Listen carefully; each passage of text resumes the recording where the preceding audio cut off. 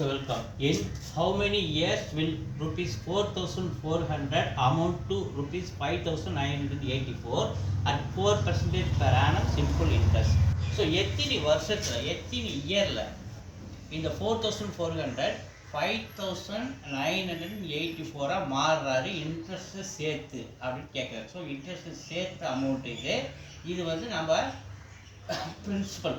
So இது minus பண்ணால் நமக்கு இன்ட்ரெஸ்ட் கிடைச்சிடும். 4 8 9ல் 4 போச்சுன்னா 5 5ல் 4 போச்சுன்னா.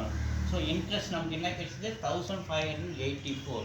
ஸோ இந்த இன்ட்ரெஸ்ட்டு பெர்சன்டேஜ் கொடுத்துருக்காங்க 4%. அப்போ எவ்வளோக்கு நம்ம வாங்கியிருக்கோம் 4,400 அமௌண்ட் வாங்கியிருக்கோம். ஸோ அவங்க என்ன கேட்குறாங்க டைம் இயர் கேட்குறாங்க. ஸோ டைம் வேணும்னா simple interest into 100 by principal into rate.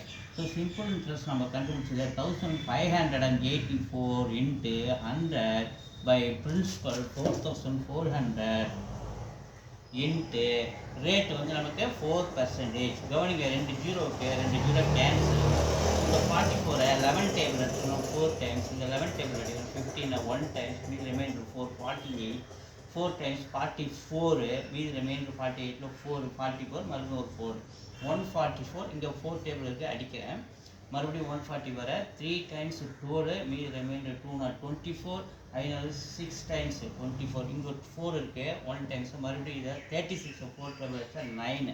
So time எவ்வளோ கிடைக்குது 9 இயர்ஸ் 9 வருஷத்தில் நமக்கு இன்ட்ரெஸ்ட்டு 1584 ஆட் ஆகி 4400ல் 5984 ஆகிறாரு.